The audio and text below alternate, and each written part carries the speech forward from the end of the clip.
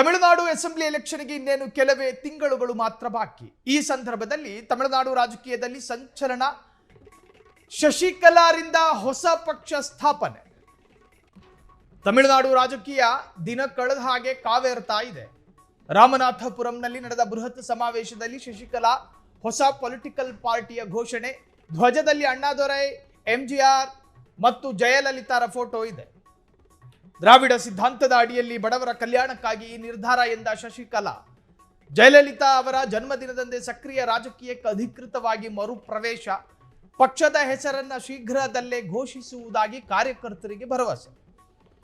ವರ್ಷಗಳ ಕಾಲ ಮೌನವಾಗಿದ್ದ ಚಿನ್ನಮ್ಮ ಈಗ ಎಐಎಡಿಎಂಕೆಗೆ ಸವಾಲು ಹಾಕೋದಕ್ಕೆ ಸಜ್ಜು. ತಮಿಳುನಾಡು ರಾಜಕೀಯದಲ್ಲಿ ಮಹಾ ಸಂಚಲನ. ವಿಕೆ ಶಶಿಕಲಾರಿಂದ ಹೊಸ ಪಕ್ಷ ಘೋಷಣೆ. ಶಶಿಕಲಾ ಯಾರು ಅಂತ ಗೊತ್ತಿಲ್ಲದೆ ಇರತಕ್ಕಂಥ ಕರ್ನಾಟಕದ ಕನ್ನಡಿಗರು ಯಾರೂ ಇಲ್ಲ. ಕಾರಣ ಪರಪ್ಪನ ಅಗ್ರಹಾರದ ಕಂಬಿ ಎಣಿಸಿದವರ ಪೈಕಿ ಈಕೆಯೂ ಕೂಡ ಒಬ್ರು. ಜಯಲಲಿತಾ ಸಿಎಂ ಆಗಿದ್ದಾಗ ಆಕೆ ಕೇವಲ ಸಿಎಂ ಮಾತ್ರ. ಆದರೆ ಅಧಿಕಾರ ಮತ್ತು ಕಂಟ್ರೋಲ್ ಇದ್ದಿದ್ದು ಶಶಿಕಲಾರ ಬಳಿ. ಜಯಲಲಿತಾರ ರಾಜಕೀಯ ಅಡ್ವೈಸರ್ ಆಗಿದ್ದು ಶಶಿಕಲಾ. ಜಯಲಲಿತಾರ ಕೌಟುಂಬಿಕ ಜೀವನಕ್ಕೆ ಮಾರ್ಗದರ್ಶನ ನೀಡ್ತಾ ಇದ್ದಿದ್ದು ಶಶಿಕಲಾ. ತಮಿಳುನಾಡಿನ ಪ್ರತಿಯೊಂದು ಪೊಲಿಟಿಕಲ್ನ ನಾಡಿ ಮಿಡಿತಗಳನ್ನು ಅರ್ಥಕೊಂಡು ಅದಕ್ಕೆ ತಕ್ಕನ ಹಾಗೆ ಪ್ಲಾನ್ ಮತ್ತು ಸ್ಟ್ರಾಟಜಿ ಮಾಡ್ತಾ ಇದ್ದಿದ್ದು ಶಶಿಕಲಾ. ಇವೆಲ್ಲವೂ ಜಯಲಲಿತಾರ ಜೀವಿತಾವಧಿಯಲ್ಲಿ. ಅದಾದ ನಂತರ ಅವರಿಬ್ಬರ ನಡುವೆ ಬಂದಂತಹ ಭಿನ್ನಾಭಿಪ್ರಾಯ, ಭಿನ್ನ ರಾಗಗಳು, ದುಡ್ಡಿನ ಮೇಲಿರ್ತಕ್ಕಂತಹ ಆಸೆ, ಪದವಿಯ ಮೋಹ, ಅವೆಲ್ಲವಕ್ಕೂ ಕೂಡ ಬೇರೆ ಬೇರೆ ತರಹದ ತಿರುವುಗಳಿದೆ. ಇನ್ನೂ ಖಾತ್ರಿ ಆಗದೇ ಇರತಕ್ಕಂಥ ಕಾರಣದಿಂದ ಅದನ್ನು ವಿವರಿಸೋದಕ್ಕೆ ಹೋಗೋದಿಲ್ಲ.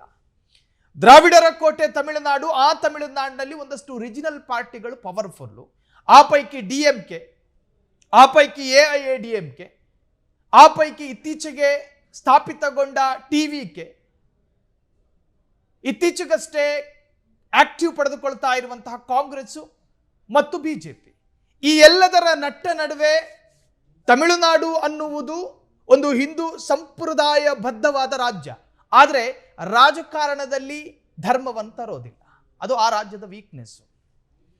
ಕೇರಳ ಮತ್ತು ತಮಿಳುನಾಡು ಹಿಂದೂ ಸಂಪ್ರದಾಯದಿಂದಲೇ ಬದುಕುತ್ತಿದೆಯಾದರೂ ರಾಜಕೀಯ ಅಂತ ಬಂದಾಗ ಬಿಜೆಪಿಗೆ ಅವಕಾಶ ಕೊಡೋದಿಲ್ಲ ಅಂತಾರೆ. ಇದು ದ್ರಾವಿಡರ ಕೋಟೆ. ಇಲ್ಲಿ ನಮ್ಮ ತೀರ್ಮಾನ ಆಗಬೇಕು. ನೋಡಿ, ಒಂದು ರಾಜ್ಯ ತನ್ನ ರಾಜ್ಯದ ಪ್ರಾದೇಶಿಕ ಪಕ್ಷವನ್ನ ಹೆಂಗ್ ನೆಚ್ಚಿಕೊಂಡಿದೆ ಮತ್ತು ಮೆಚ್ಚಿಕೊಂಡಿದೆ ಅನ್ನೋದು. ನಮ್ಮ ರಾಜ್ಯದಲ್ಲೂ ಇದೆ ಕೆಲವೊಂದು ಪ್ರಾದೇಶಿಕ ಪಕ್ಷಗಳು. 17ಕ್ಕೆ ಏರೋದಿಲ್ಲ, 16ಕ್ಕೆ ಕೆಳಗಿಳಿಯೋದಿಲ್ಲ. ತಮಿಳುನಾಡು ಡಿಎಂಕೆ ಪಾರ್ಟಿ, ಕರುಣಾನಿಧಿ ಸಿಎಂ ಆಗಿದ್ರು. ಅದಾದ ನಂತರ ಮಗ ಸ್ಟಾಲಿನ್ ಸಿಎಂ ಆದ್ರು. ಈಗ ಅವರ ಮಗ ಉದಯನಿಧಿ ಸ್ಟಾಲಿನ್ ಅಲ್ಲಿನ ಉಪಮುಖ್ಯಮಂತ್ರಿ. ಡಿಎಂಕೆ ಪಾರ್ಟಿಗೆ ಸವಾಲಾಗಿರೋದು ಟಿವಿಕೆ ಮತ್ತು ಎಐಎಡಿಎಂಕೆ.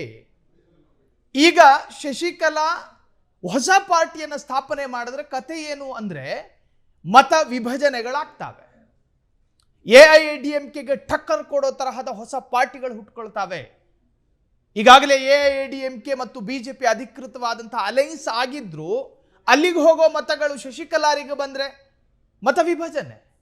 ಸ್ಟಾಲಿನಿಗೆ ಹೋಗೋ ಮತಗಳು ವಿಜಯ್ ಕಡೆಗೆ ಹೋದ್ರೆ ಅಲ್ಲಿಯೂ ಕೂಡ ಮತ ವಿಭಜನೆ. ಹಿಂಗಾದ್ರೆ ಅತಂತ್ರ ಸ್ಥಿತಿ ನಿರ್ಮಾಣ ಆಗೋದಿಲ್ವಾ ಅನ್ನುವಂತಹದ್ದು ಅಲ್ಲಿನ ರಾಜಕೀಯ ವಿಶ್ಲೇಷಕರ ಅಭಿಪ್ರಾಯ.